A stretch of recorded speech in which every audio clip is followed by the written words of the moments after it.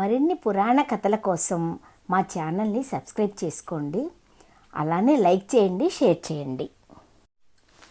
ఓం శ్రీ గురుభ్యో నమః. ఓం శ్రీ మాత్రే నమః. ఓం శ్రీ బాలా త్రిపుర సుందరీ దేవి అయి నమః.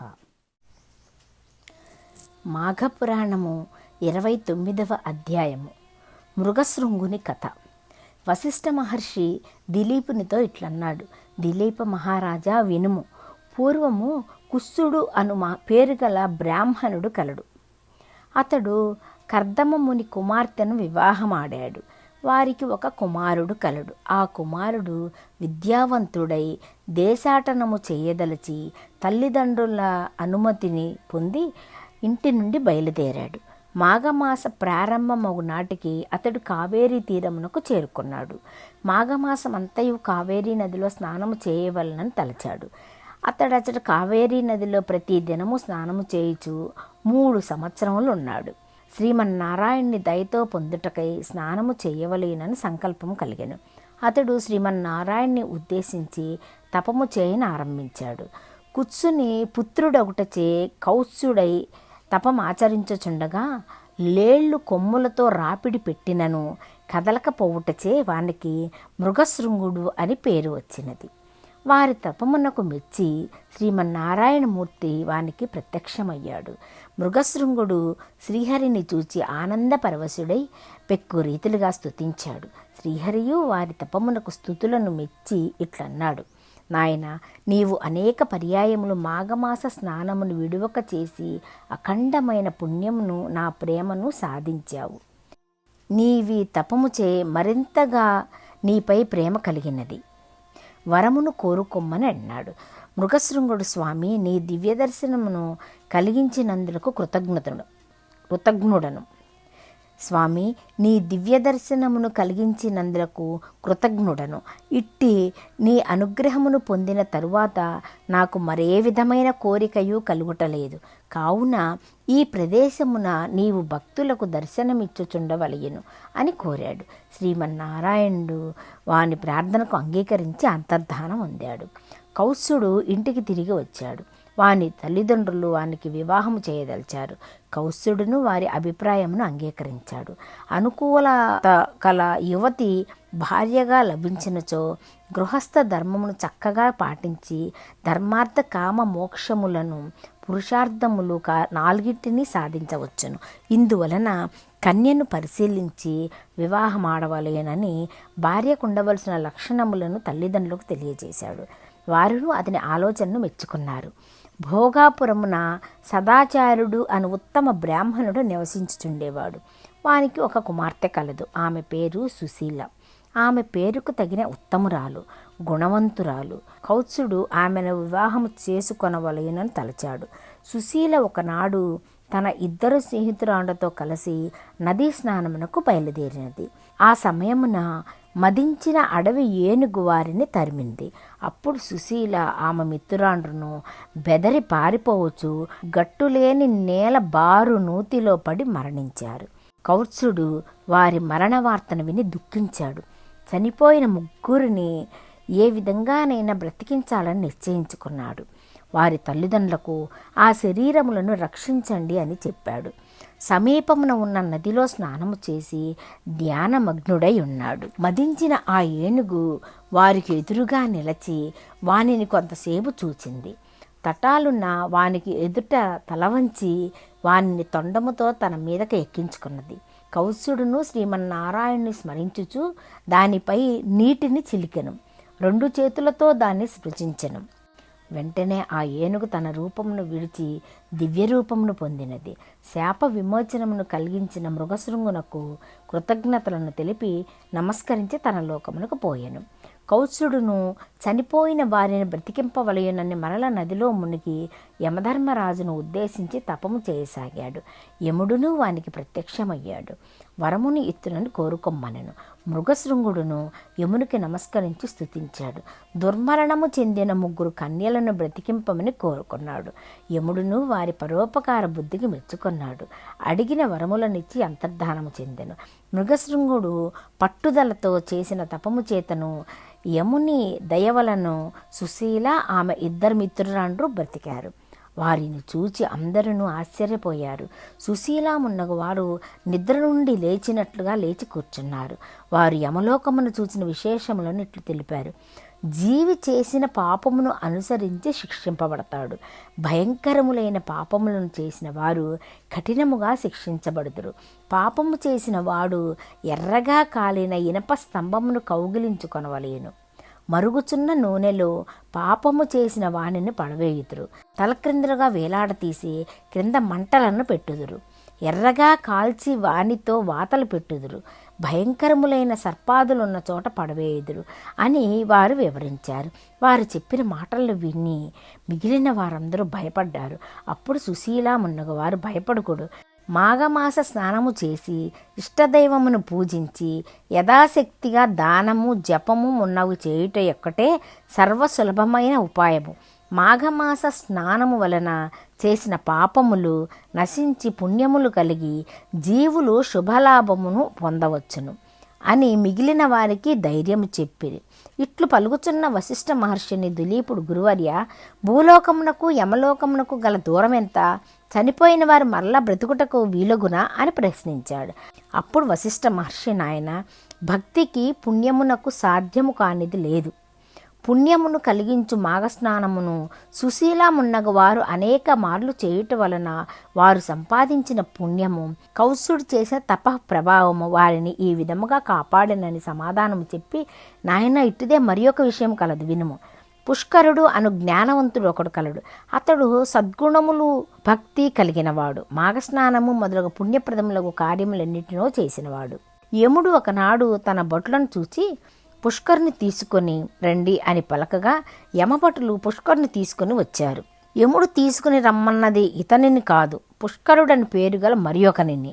భటులు పాపాత్ముడకు పుష్కరుని తీసుకొని వచ్చుటకు బదులు పొరపాటున పుణ్యాత్ముడకు పుష్కరుని తీసుకొని వచ్చారు. యముడును తన భటులు చేసిన పొరపాటునకు భటులను మందలించాడు. క్షమించుడని పుష్కరుని ప్రార్థించారు. పుష్కరుని భూలోకమున దించి రండి అని భటులను ఆజ్ఞాపించాడు. పుష్కరుడును యమలోకమును చూచుటకు యముని అనుమతిని కోరాడు. యముడు అందులోకి అంగీకరించాడు. భయంకరములకు శిక్షలను అనుభవించు వారిని చూచి ఇతడు భయపడ్డాడు. భయము పోవుటకై హరినామ భజన చేశాడు. ఇట్టి భజన వినుటచే పాపాత్ముల పాపములు తగ్గి వారి శిక్షలను తగ్గసాగాయి. పుష్కరుడును నరకమును చూచుటచే మరింత జ్ఞానవంతుడయ్యాడు. దిలీప, యమలోకమునకు పోయిన వెనుకకు తిరిగి వచ్చిన వారు ఇంకనూ ఎందరో ఉన్నారు అని వశిష్ఠ మహర్షి దిలీపునకు వివరించాడు. మృగశృంగుని వివాహములు. వశిష్ఠ మహర్షి దిలీపునితో మరలా ఇట్లన్నాడు. మృగశృంగుని విద్యాభ్యాసం పూర్తయినది. అతడు ప్రాజ్ఞుడై దేశాటనము చేశాను. మాఘమాస స్నానములు తపము చేసి శ్రీహరి అనుగ్రహమును పొందాడు. దుర్మరణము చెందిన సుశీలమున్నగో వారిని యముని అనుగ్రహము నుండి బ్రతికించాడు. ప్రయోజనుడని నలుగురిని మెచ్చిరి. ఇట్టి కుమారునికి వివాహము చేయవలేనని వాని తల్లిదండ్రులు తలచారు. మృగశృంగుడు తాను సుశీలనే వివాహం ఆడతాను అని తల్లిదండ్రులతో చెప్పాడు. వారును సంతోషంతో అంగీకరించారు. శుభముహూర్తమున సుశీల మృగశృంగులకు వివాహము మహావైభవముగా జరుప నిశ్చయించబడినది. సుశీల స్నేహితురాండును మృగశృంగుని చేరి తమ ఇద్దరినీ కూడా ఆ ముహూర్తంనే వివాహము చేసుకునవలసినదిగా కోరారు. మృగశృంగుడు అందుకు అంగీకరించలేదు.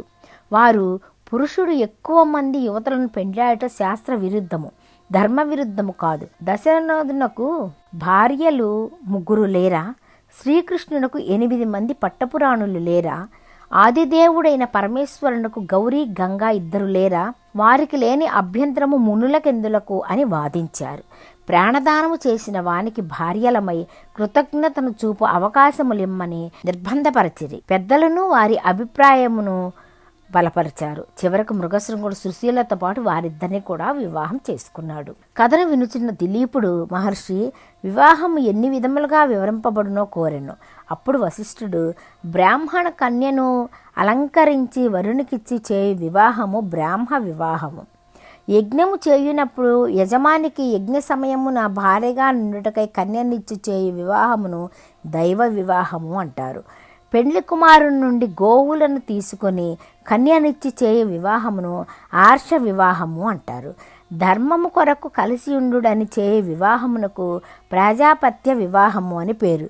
ధనమును తీసుకొని కన్యనిచ్చి చేయు వివాహమునకు అసుర వివాహము అని పేరు. ఒకరినొకరు ప్రేమించుకొని తమంత తాముగా చేసుకొని వివాహమును గాంధర్వ వివాహము అంటారు. బలవంతముగా కన్యనెత్తుకొని పోయి చేసుకొని వివాహము రాక్షస వివాహము. మోసగించి చేసుకొని వివాహము పైశాచికము అని వశిష్ఠుల వారు దిలీపునకు చెప్పారు. గృహస్థ ధర్మములను పతివ్రత లక్షణములను దిలీపుడు కోరగా వానిని కూడా వివరించసాగాడు. దిలీపుడు కోరగా వశిష్ఠులు మరల ఇట్లు కథను కొనసాగించాడు. మృగశృంగుడు 3 భార్యలతోనూ కలిసి సుఖముగానున్నాడు. గృహస్థుని ధర్మములను పాటించుచు ధర్మమును తప్పక అందరి మన్ననలను పొందాడు. మృగశృంగుడు సుశీలయందు పుత్రుని పొందాడు. ఉత్తమ లక్షణములు కల వానికి మృఖండు అని పేరు పెట్టారు. మృఖండుడను బంధువులకు ఆనందం కలిగించుచు సద్గుణశాలి అయి పెరుగుచున్నాడు. మృగశృంగుడు మృఖండునకు ఉపనయనము కావించి గురుకులమునకు పంపాడు. మృఖండును శ్రద్ధాశక్తులతో వినయ విధేయతలతో తెలివితేటలతో గురుకులమున అందరికీ ఇష్టుడై అందరితోనూ అన్నిటా మిన్నయై విద్యలన్నింటినీ నేర్చుకున్నాడు. మృగశృంగుడు ఉత్తమ లక్షణములు కల మరుద్వతి అను కన్యతో వానికి వివాహము కావించాడు. మృగశృంగుని మిగిలిన 2 భార్యలను పుత్రులను కనిరి. వారును మృఖండుని వలె విద్యలను గ్రహించారు. మృగశృంగుడు వారికిని వివాహములు చేసెను. ఇన్ని జరిగినను అతడు మాఘమాస స్నానములను మానలేదు. ఇష్ట దేవతార్చనను విడవలేదు. దానములను మానవ యథాశక్తిగా చేయుచుండెను. తన కుటుంబ సభ్యుల చేతను చేయించుచుండెను. మాఘమాస స్నాన మహిమ వలన సర్వ సౌఖ్యములను సర్వ లాభములను పొందాడు. మనుమలను కూడా పొందాడు. ఈ విధముగా ఉన్న తన వృద్ధికి సంతృప్తి నొంది గృహమును విడిచి తపోవనమునకు పోయి తపమాచరించి విష్ణు సాన్నిధ్యమును పొందాడు. ఇక అతని జ్యేష్ఠ కుమారుడైన మృఖండుని యొక్క వృత్తాంతమును చెప్పేదను ఆలకింపము అని వశిష్ఠుల వారు దిలీప మహారాజునికి ఎట్లా వివరించారు. మృగశృంగుడు అడవికి వెళ్ళిపోయిన నాటి నుండి జ్యేష్ఠ పుత్రుడగు మృఖండుడే సంసార భారమునంతయు మోసి గృహమునందు ఏ అశాంతియు లేకుండా చూచుచుండెను. అయినను ఒక విచారము పీడించుచుండెను. అదెట్టిదనగా తాను వివాహమాడి చాలా కాలం గడిచినను సంతానము కలుగలేదు. అందుచేత అతడు లోలోన కుమిలిపోవుచుండెను. అతడు ఒకనాడు ఈ విధముగా తలపోసెను. కాశీ మహాపుణ్యక్షేత్రము సాంబశివునకు ప్రత్యక్ష నిలయము. అటువంటి వారణాసిని చూచినంత మాత్రమున సకల పాపములు హరించుటయే కాక మనస్సునందలి కోరికలు నెరవేరును. అనేక మంది కాశీ విశ్వనాథుని దర్శనము చేసుకొని వారి అభిష్టములను పొందగలిగిరి. కావున నేను నా కుటుంబ సమేతముగా కాశీ వెళ్ళుదును అని మనస్సులో నిశ్చయించుకొని ప్రయాణ సన్నద్ధుడై బయలుదేరాడు. మార్గమధ్యమున అనేక క్రూర మృగముల బారి నుండి క్రిమికీటకాల ప్రమాదముల నుండి అతి కష్టం మీద తప్పించుకొని కుటుంబ సహితముగా కాశీక్షేత్రము చేరాడు. కాశీ పట్టణమును ఆనుకొని పవిత్ర గంగా నది తన విశాల బాహులను చాచి ప్రశాంతంగా ప్రవహించుచున్నది. మృఖండు పరివార సమేతముగా ప్రసిద్ధి చెందిన మణికర్ణిక ఘట్టమున కాలకృత్య స్థానాదిక విధులు నెరవేర్చుకొని విశ్వనాథుని మందిరమునకు వెళ్ళాడు. ఆలయంలోనికి రాగానే మృఖండునకు ఎక్కడ లేని ఆనందం కలిగినది. తన జన్మ తరించిననియు తను కైలాసమందున్నట్లు తలచి విశ్వేశ్వరుని భక్తి శ్రద్ధలతో ప్రార్థించాడు. ఈ విధముగా సకుటుంబంగా మృఖండు కాశీ విశ్వేశ్వరుని ధ్యానించి ఒక లింగమును ప్రతిష్ఠించి దానికి మృఖండేశ్వర మహాలింగమని నామకరణం చేసి దానికి ఎదురుగా తన భార్య పేరు మీద మరొక లింగాన్ని కూడా ప్రతిష్ఠించాడు. ఆ విధముగా 1 సంవత్సరం వరకు విశ్వేశ్వరుని సన్నిధానమందు గడిపాడు. ఒక దినము మృఖండుని 3 తల్లులను పవిత్రముగా నదిలో స్నానం ఆచరించి విశ్వేశ్వరుని పూజించుచుండగా వెంటనే తెలివి తప్పి ప్రాణములు విడిచారు.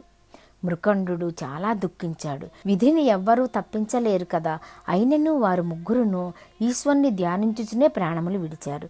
చనిపోయిన ముగ్గురు తల్లులకు మృకండు యథావిధిగా దహన సంస్కారాలు కావించి మాతృ రుణమును తీర్చుకున్నాడు. మృకండు ఎంత కాలమునకును సంతానము కలుగునందుననే కాశీక్షేత్రం వచ్చినాడు కదా. సంతానము కొరకు భార్యా సమేతుడై విశ్వనాథుని కూర్చి తపస్సు చేసినాడు.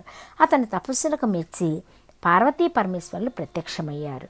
మృకండునకు అతని భార్య మరుద్వతికిని అమితానందం కలిగి పరమేశ్వరుని అనేక విధములుగా స్తుతించగా, పరమేశ్వరుడు మహాముని, మీ భక్తికి ఎంతయో సంతసించినారము. మీరు చేయు తపస్సు మమ్మెంతో ఆకర్షించినది. మీ నిష్కళంక భక్తికి మెచ్చి మీ కోర్కెలను తీర్చగా వచ్చినారము.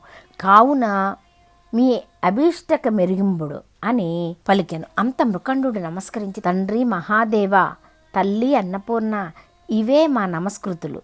లోకరక్షక, మీ దయవలన నాకు సులక్షణవతి, సౌందర్యవతి, సుకుమారవతి అగు పత్ని లభించినందువలన నేను మిమ్ము ధ్యానించుచు ఆమెతో సుఖ సంసారం అనుభవించుచున్నాను. కానీ ఎంతకాలమైనను మాకు సంతానము కలగనందున కృంగి కృషించిపోతున్నాను. సంతానము లేని వారికి ఉత్తమ గతులు లేవు కదా. కావున మాకు పుత్ర సంతానమును ప్రసాదింపుమని వేడుకొన్నాడు అని పార్వతీ పరమేశ్వరుని ప్రార్థించాడు. మృకండుని దీనాలాపనము ఆలకించిన త్రినేత్రుడు, మునిసత్తమ, నీ అభీష్టము నెరవేరగలదు. కానీ ఒక్క నియమం ఉన్నది. బ్రతికి ఉన్నంత వరకు వైధవ్యంతో నుండి పుత్రిక కావాలా, లేక అల్పాయుష్కుడగు పుత్రుడు కావాలేనా అని ప్రశ్నించాడు. మృకండునకు ఆశ్చర్యం కలిగినది. పరమశివుని మాటలకు ఆలోచనలో పడవలసి వచ్చెను. కొంత తడవాగి, హే శశిధర, నన్ను పరీక్షింపనించితివా?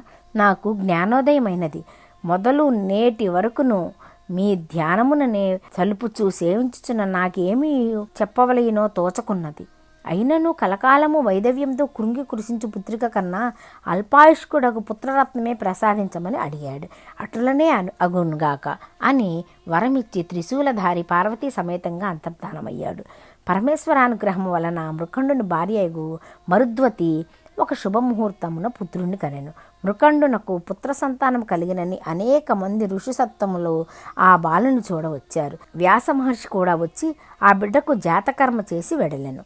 ఓ దిలీప మహారాజా, పరమ పూజ్యుడును ఋషిసత్తముడును అగు మృకండు పరమేశ్వరుని మెప్పించి వారి దయకు పాత్రుడై పుణ్యమును బడసిన ఈ పుత్రుడే పరమ భాగవతోత్తముడుగు మార్కండేయుడు.